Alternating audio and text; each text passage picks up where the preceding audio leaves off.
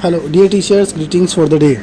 So today here I am going to tell you ki how to prepare the revision plan schedule.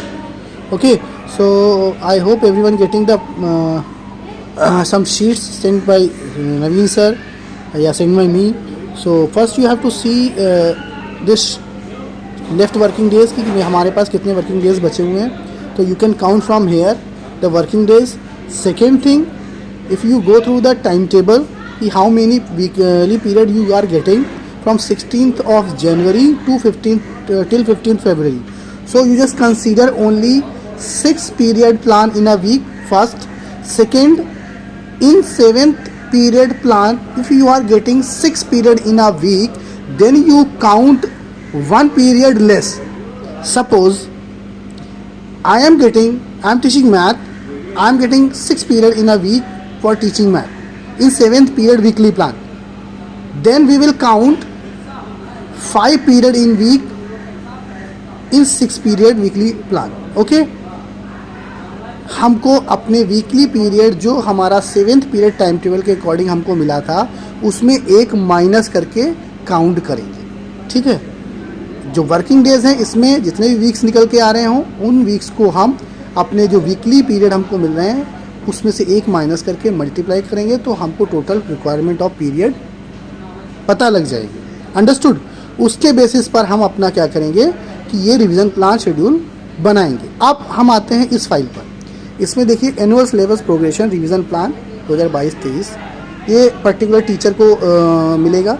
सारे लोगों को इसमें ही fill करना है. कैसे करना है मैं बताता हूँ आपको. अपना नेम और क्लास सेक्शन सब्जेक्ट फिल कर देना. Suppose you are teaching in 4 section तो you will be prepared for 4 classes. So first column is here number of left working sessions. Sessions means days. कितने left working आपके पास days हैं, left days हैं वो आप यहाँ mention कर लेंगे. Then session needed for core plans. Suppose your syllabus is still pending. मतलब by 30th of January it has not been completed yet. So आपको कुछ core plan अभी पढ़ाने हैं वो उसके लिए कितने आपको वर्किंग डेज चाहिए होंगे वो आप यहाँ पर मेंशन करेंगे. ठीक है.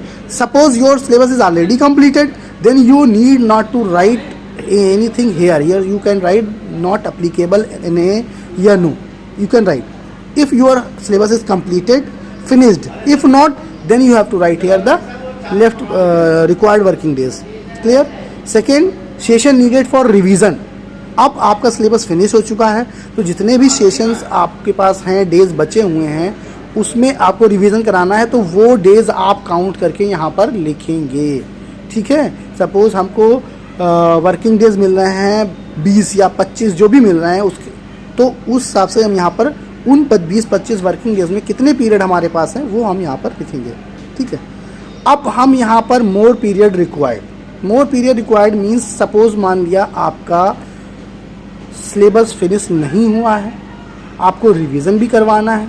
रिवीजन में हम कुछ चीज़ें ध्यान करके चलें कि हमको EOI का जो प्लान है वो भी पढ़ाना होगा, हमको अपने हिसाब से टॉपिक वाइज या यूनिट वाइज रिवीजन कराना है वो भी कराना होगा, और समवेयर हमको अपने जो हॉट्स मैथ्स में और साइंस में दिए गए हैं वो भी डिस्कस करने होंगे क्लास में.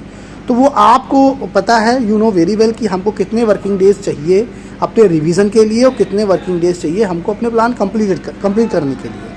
ठीक है. तो उन दोनों को ऐड करके आप यहाँ पर एक आइडिया मुझे दे सकते हो कि आपको कितने मोर पीरियड चाहिए हैं रिवीजन के लिए. ठीक है. अगर आपका सिलेबस कंप्लीट नहीं है तो पहले तो आप कंप्लीशन का यहाँ पर कंप्लीट करने के लिए कितने वर्किंग डेज चाहिए वो लिखोगे, उसके बाद रिवीजन के लिए कितने चाहिए वो लिखोगे, फिर टोटल आप करने के बाद आपको कितने पीरियड कम पढ़ना है वो यहाँ पर लिख दोगे. उसके बाद अगर कोई रिमार्क है तो वो यहाँ पर फिल कर देंगे. अगर फिर भी कोई कन्फ्यूज़न हो रहा हो तो आप अपने कोऑर्डिनेटर से बात कर सकते हैं, अपनी डाउट को क्लियर कर सकते हैं. Thank you. Have a great day. Bye.